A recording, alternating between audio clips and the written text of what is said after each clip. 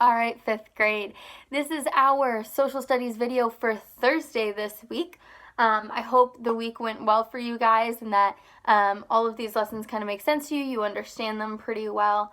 But we're just going to hop right in. So yesterday we talked a little bit about the westward expansion and what that did in relation to the Native Americans.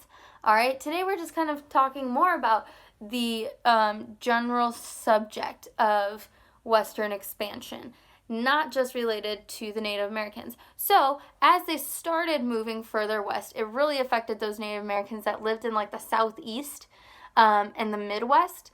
And so, as we get further, they're still pushing them further and further back. But today we're talking about even further west than the Mississippi River. All right? So, first things first, President Jackson bought Florida from Spain, because remember, Juan Ponce de Leon was Spanish, and he claimed that land for Spain. He bought it from them in 1819.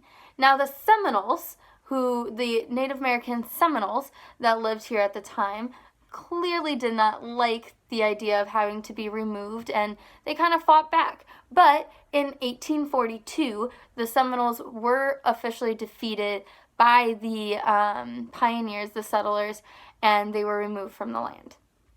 So moving further forward, Stephen Austin was trying to settle Texas. So once they got past the Mississippi River, they were trying to go even further towards the Pacific Ocean. And this man tried to settle Texas in the 1820s. Now, at the time, it was part of Mexico. So when the settlers came, they were allowed to stay because Mexico needed more people there. But the problem was that the settlers brought their slaves with them. So if they had slaves from the south, then they brought them with them to Texas. Now, Mexico, in Mexico, slavery was illegal at the time. I mean, it still is. But, it wasn't illegal in the United States, but it is illegal in Mexico back then. And so that and the fact that the pioneers did not want to convert to Catholicism. They were Protestants, and they deeply believed in that. They eventually decided that they couldn't be part of Mexico anymore. So they declared independence from them in 1836.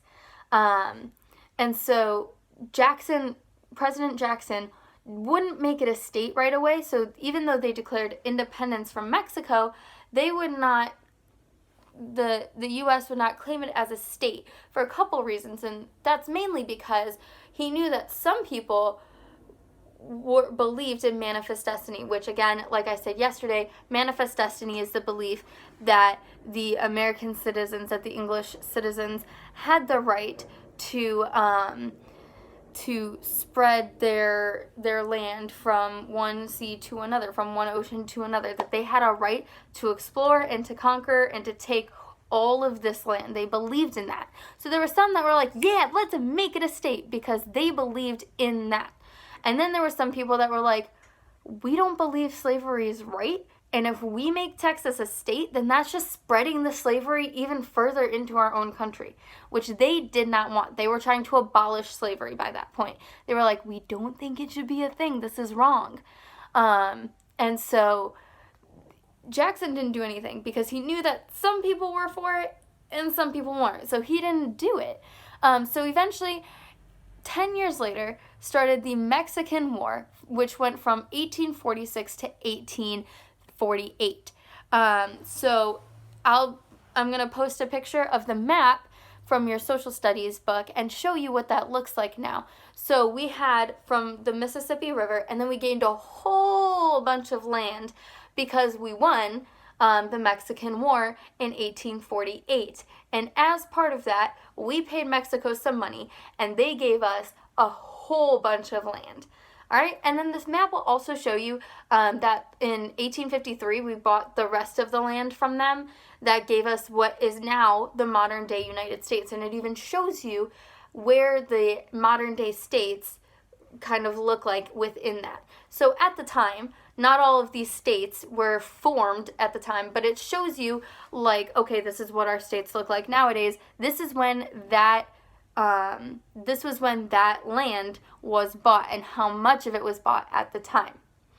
Moving on from that, they were like, hey, look, the Northwest. And so in the 1840s, they started going to Oregon.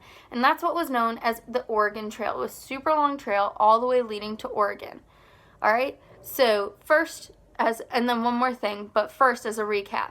So once they started moving past the Appalachian Mountains, and they were also trying to move American Indians off of their land, in 1819, President Jackson bought Florida from Spain, and they claimed that land.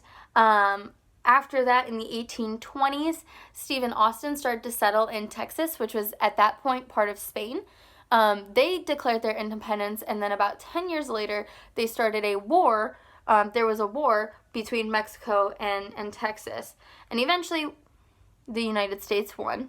And they got a whole bunch of land that they paid for from Mexico. After all of that, they started, and during all of that, they also made trails up towards Oregon, which is close to the northwestern corner. You have Washington above that, and then the last thing is the California Gold Rush. It started in 1849, and tons and tons, of people flocked to California to mine for gold because it was super valuable at the time, and it was a super lucrative, which means super,